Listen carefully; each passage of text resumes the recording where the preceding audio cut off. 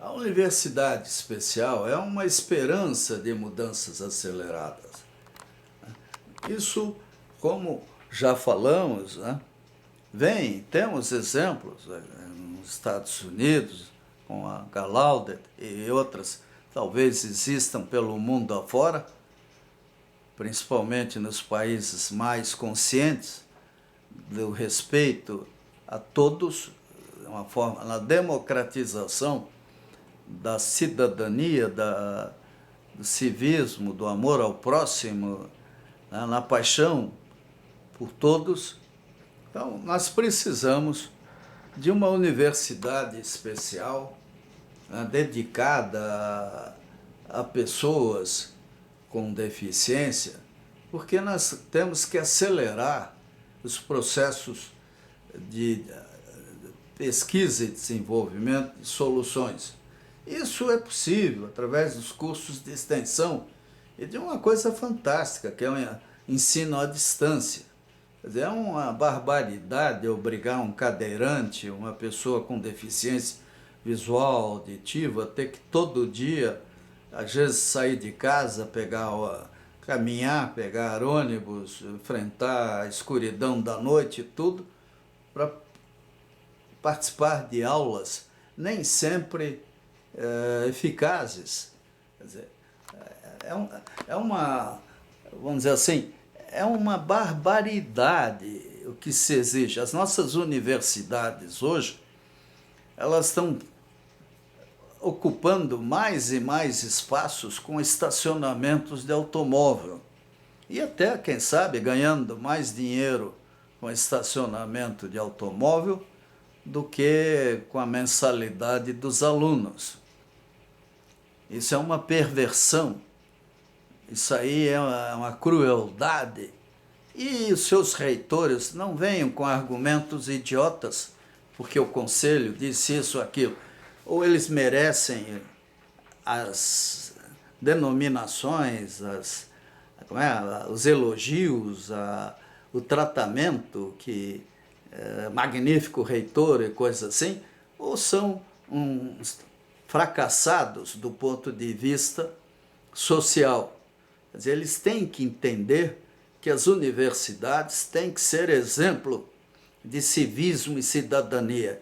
E isso significa investir para valer no ensino à distância, facilitar e otimizar aulas, laboratórios, bibliotecas que podem ser digitais. Quer dizer, há uma mudança colossal que é possível.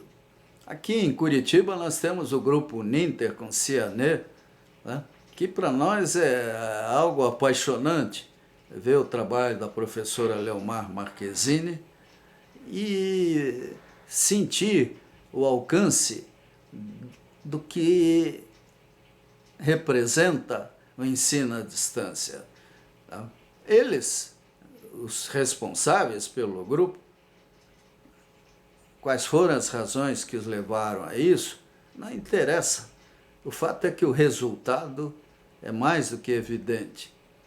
Agora, isso tinha que estar em todas as nossas universidades, em todos os nossos cursos de segundo grau. O primeiro grau, vamos dizer, o básico, tem que ser presencial, a criança tem que passar o dia na escola, tem que ter uma assistência quase maternal. Agora, adiante, gradativamente, a responsabilidade de formação do aluno é do aluno. A escola tem que viabilizar meios de educação, de formação profissional, com todo o rigor que essas escolas têm. Elas não evitam que alunos sem qualidade ganhem seus diplomas. Afinal, o pessoal tem cara que é especialista em colar, em enganar, etc. Quem vai, de fato, decidir é o mercado de trabalho, o empreendedorismo, a presença política e social do futuro diplomado. Quem optar por ser medíocre pode ter o diploma que for, não vai conseguir nada, exceto a mediocridade da vida que escolher.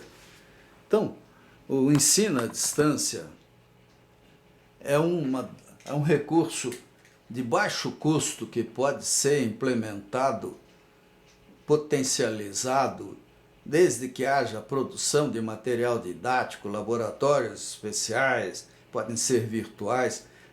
E que laboratório? Por exemplo, eu trabalhei em manutenção de usinas. Cada manutenção de um grupo gerador, eu ficava pensando como naquela época teria sido importante poder filmar, entrevistar, registrar detalhes daqueles serviços. Nós teríamos hoje, quem sabe, uma biblioteca colossal na área de engenharia. Agora, isso continua, quer dizer, é só querer, é só haver um acordo entre as concessionárias e as universidades. Copel, Sanepar, todas essas empresas de saneamento básico, telecomunicações, de transporte, etc., elas são laboratórios vivos. O que falta são equipes de filmadores, de professores, de pedagogos, de pessoas que vão lá, acompanhem, registrem e produzam material didático. Nós temos que ter integração com empreendedores. A pesquisa não serve para nada quando ela não se transforma em produto. Nós temos que ter industriais, empresas comerciais, nós temos que ter pessoas com capacidade de intermediar, colocar tudo aquilo que é feito, até porque tem que ter continuidade. Eu, há uns anos atrás, aqui em Curitiba, até visitando a escola Vivian Marçal, que é dedicada a pessoas com deficiência severa, física e intelectual, e a tristeza da diretora de sentir que tudo aquilo que ela usava era fruto do trabalho gratuito de estudantes do Cefet, professores, e que podia desaparecer amanhã, porque não havia nenhuma segurança de continuidade.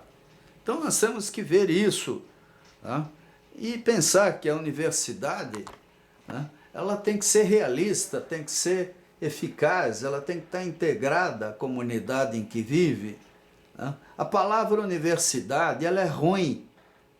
Ela fazia muito sentido há 5 séculos atrás, 6, 7, quando surgiram as primeiras universidades, porque de fato eram ambientes educacionais raros, e por isso também tremendamente seletivos, excludentes.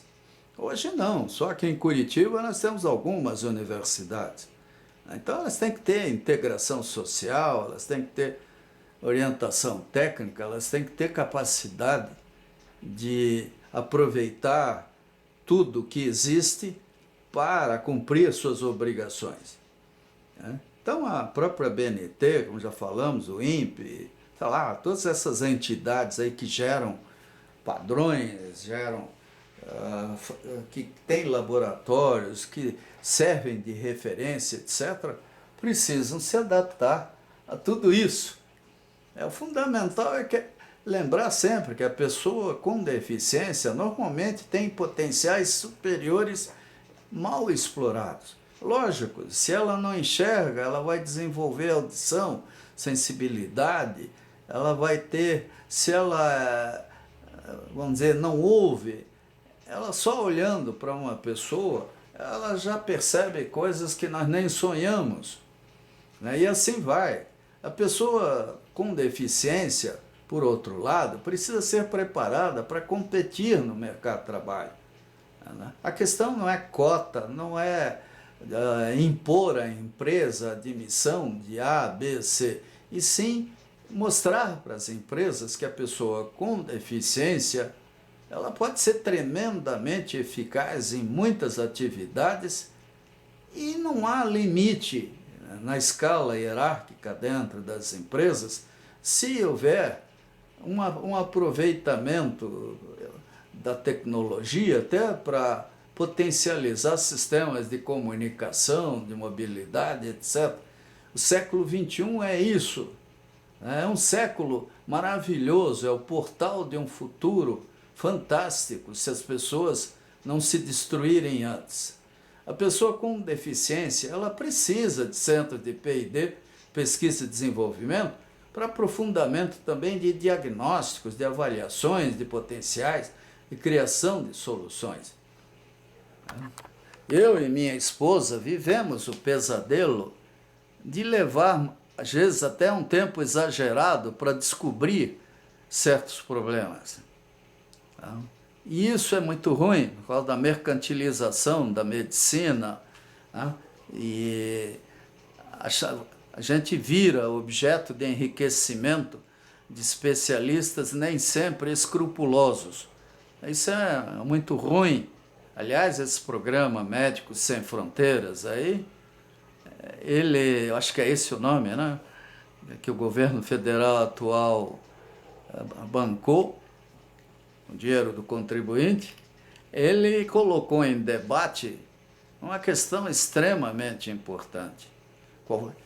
De novo, não interessa quais sejam as intenções do governo federal, mas esse talvez seja o melhor programa do atual governo. Esse, o Viver Sem Limite, dão de 100, de 1000 a 0 em Copa do Mundo e coisas assim, mas dão muito menos votos, porque, lamentavelmente, o nosso povo, no seu grau de indigência intelectual, nem sempre tem consciência do que acontece quando ele não é a prioridade. Então, a inclusão, ela divide prioridades, ela entra nessa seara política, afeta talvez o horário político, porque muitos partidos simplesmente têm lideranças que estão a serviço de grandes grupos econômicos e esses grupos têm outras prioridades. Nós temos que lutar, nós temos que criar pressão, nós temos que ser prioridade e isso não cai do céu, isso parte da nossa luta, da nossa mobilização.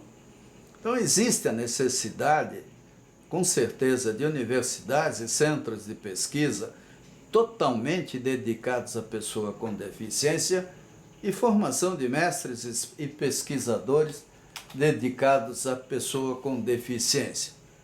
Eu digo isso, como falei antes, a partir de uma experiência profissional fantástica, e é com ela que eu me dou o direito de apaixonadamente falar sobre universidade. Eu lecionei em diversas universidades, fiz mestrado, trabalhei em muitas empresas, vivi o drama familiar das pessoas com deficiência. Minha mãe, quando morreu, era cadeirante. Então, isso tudo faz com que eu e muitos companheiros de luta tenhamos, na expectativa de criação de universidades especiais, a visão de aceleração da inclusão, da acessibilidade, da mobilidade universal, da educação em relação ao idoso, à idosa, a pessoa com deficiência, a pessoa com doente, etc. Nós não podemos simplesmente repetir padrões do século passado. Eles têm que ser corrigidos radicalmente.